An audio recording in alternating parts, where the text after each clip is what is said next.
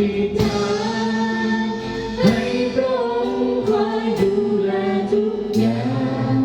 ฝากความหวังที่พระองค์จะพึ่งพาพระองค์ผู้เดียวฝากความหวังที่พระองค์จะพึ่งพาพระองค์ผู้เดียว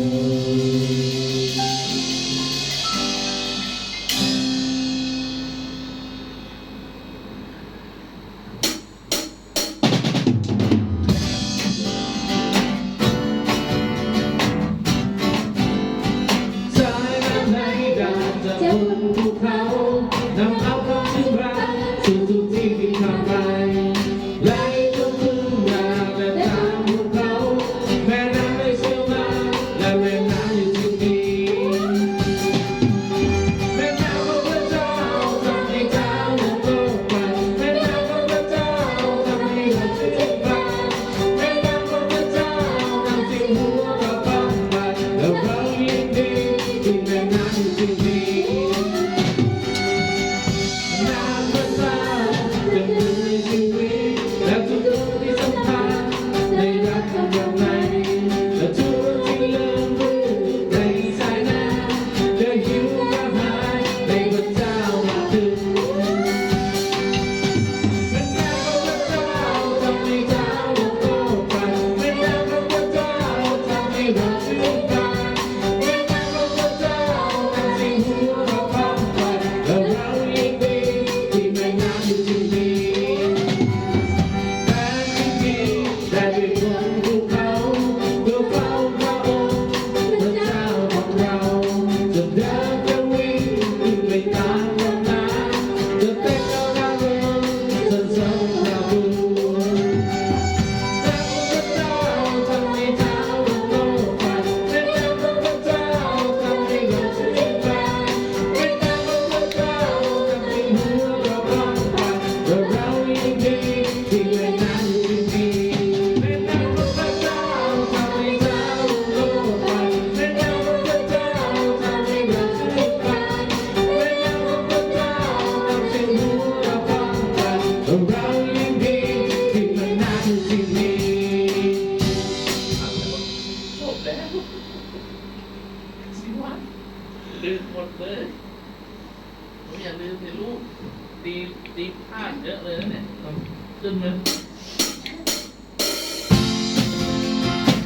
เร็ว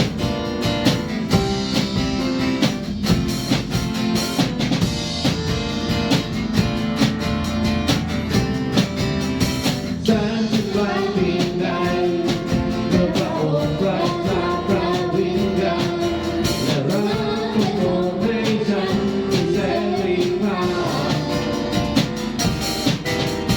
ฉันจะทุกข์เพียงใด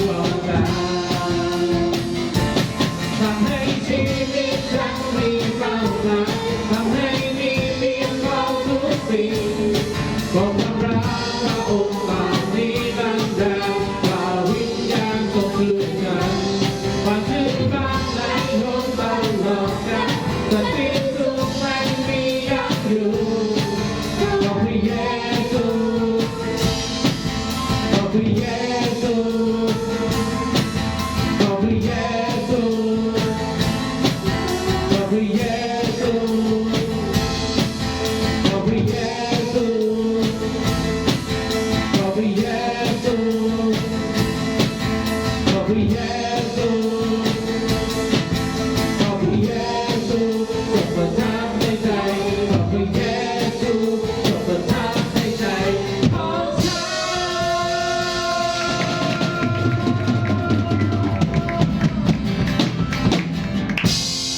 เอเมน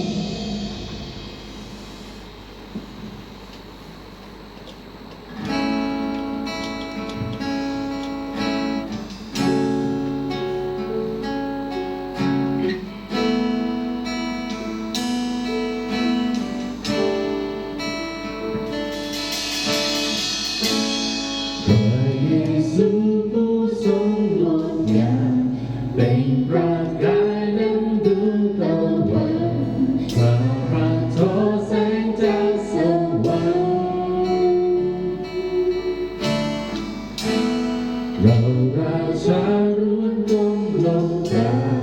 ทอดศักดิ์ศรีวางที่พระบาทและเบาร้องนมัสการ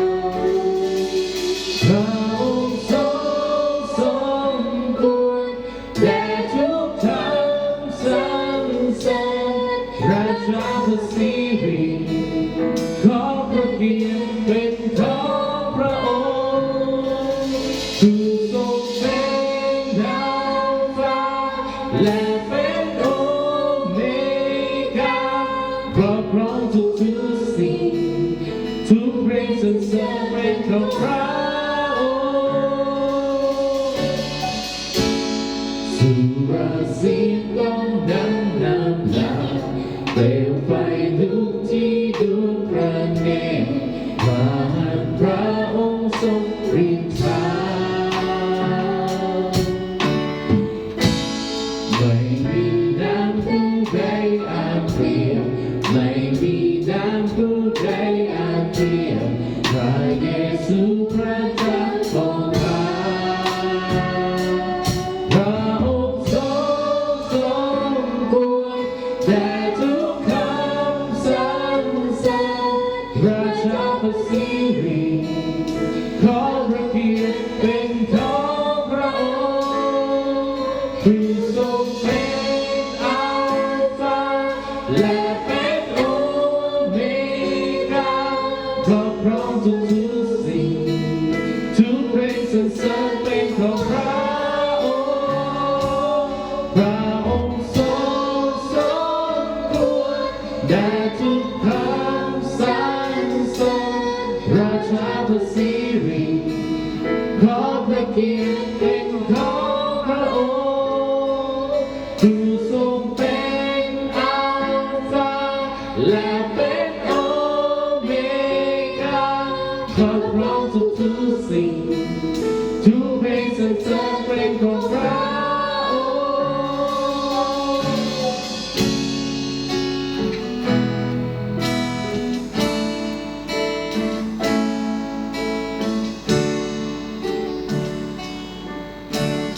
ทั้งสิ่งที่มีเป็นของเราจะไว้คืนแด่พระองค์ทุกคำสรรเสริญทุกลมหายใจจะไว้เพียงแด่พระองค์ทั้งสิ่งที่มีเป็นของเราจะไว้คืนแด่พระองค์ทุกคำสรรเสริญทุกลมหายใจจะไว้เพียงแด่พระองค์พระองค์ทรงสมควรแด่ทุกคำสรรเสริญราชาพระสิริขอพระเกียรติเป็นของพระองค์ผู้ทรงเป็นอัลฟาและเป็นโอเมก้าครอบครองทุกสิ่งทุกเพลงสรรเสริญเป็นของพระองค์ ระองค์ทรงสมควรแด่ทุกคำสรรเสริญพระเจ้าพระสิริขอพระเกียรติเป็นของพระองค์ผู้ทรงเป็นอัลฟาและเป็นโอเมก้าพระพร้อมทุกสิ่งทุกเพลงสรรเสริญเป็นของพระองค์บริสุทธิ์พระองค์บริสุทธิ์พระนามพระองค์ทรงบริสุทธิ์บริสุทธิ์พระองค์บริสุทธิ์พระนามพระองค์ทรงบริสุทธิ์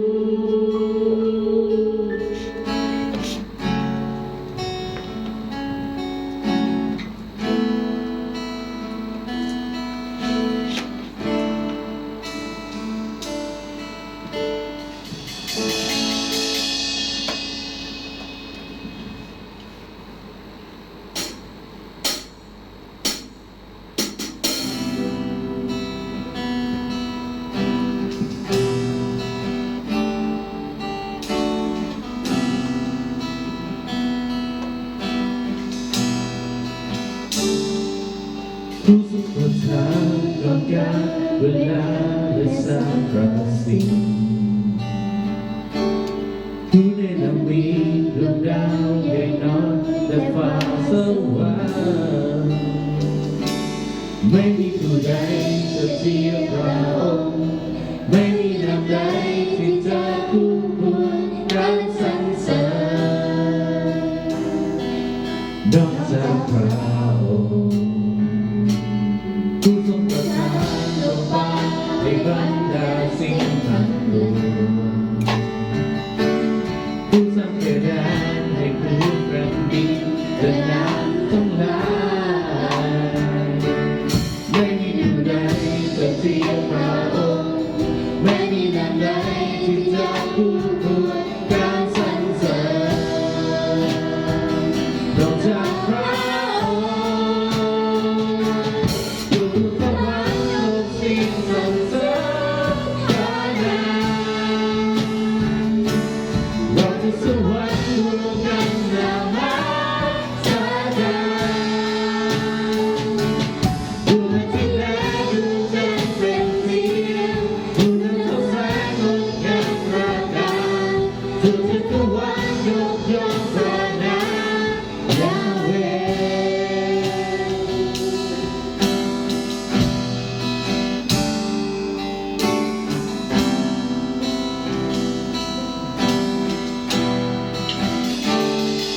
ข้าจะสรรเสริญพระนามพระเจ้าผู้ทรงยิ่งใหญ่ข้าจะนมัสการพระนามที่เป็นนิรันดร์ไม่มีผู้ใดจะเทียบพระองค์ไม่มีนามใดที่จะคู่ควรการสรรเสริญนอกจากพระองค์ผู้ประสวรรค์ยกสิ่งสรรเสริญพระนามเราคือสวรรค์รวมกันนามาสการดวงอาทิตย์และดวงจันทร์เปล่งเสียงผู้นำเข้าแสงงดงามประการทั่วจักรวาลยกย่องพระนามยาห์เวห์ทั่วฟ้าสวรรค์ยกสิ่งสรรเสริญพระนามเราทุกสวรรค์รวมกันนามาสการดวงอาทิตย์และดวงจันทร์เปล่งเสียงผู้นำเข้าแสงงดงามประการทั่วจักรวาลยกย่องพระนามยาห์เวห์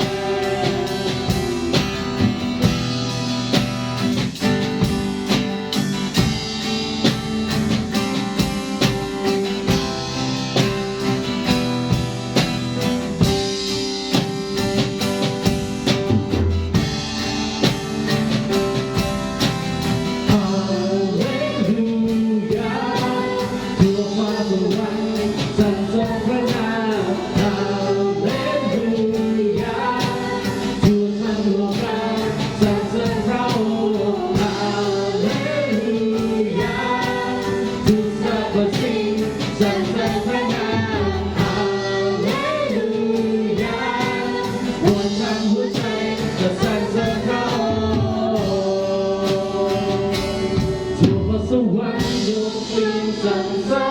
ญพระนามเราจะสวรรค์รวมกันดังพระสดาดวงที่และดวงจันทร์เปล่งเสียงมุนเท่าแสงงดงามประกาศทั่วจักรวาลยกย่องพระนามยาเวทั่วสวรรค์โลกเสียงสรรเสริญพระนามเราจะสวรรค์รวมกันดังพระสดาดวงที่และดวงจันทร์เปล่งเสียงมุนเท่าแสงงดงามประกาศทั่วจักรวาลยกย่องพระนามยาเวดวงที่และดวงจันทร์เปล่งสีมุนเท่าแสงงดงามประกาศทั่วจักรวาลยกย่องพระนามยาเว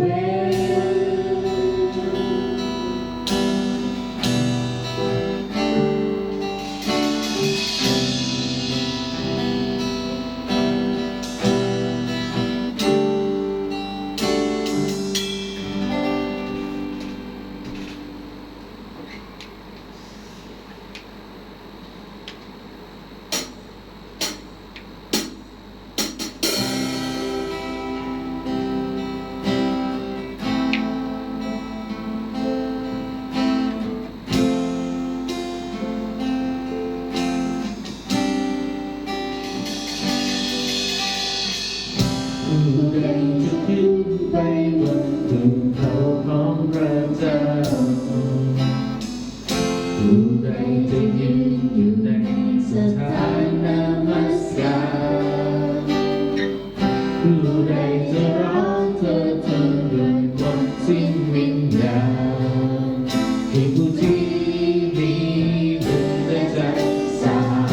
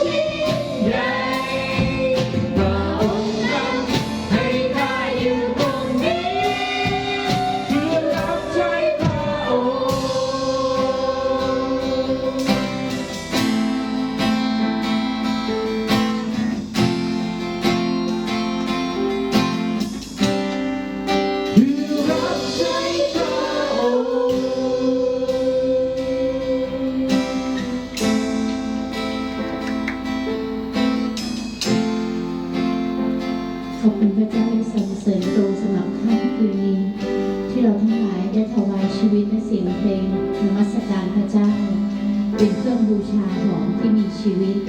ขอพระเจ้าได้ทรงโปรดอวยพรทุกแท่นบูชาที่นำมาถวายพระเจ้าในค่ำคืนนี้ เป็นที่โปรดปรานในสายพระเนตรของพระองค์อธิษฐานในพระนามของพระบาเยซูคริสต์เจ้า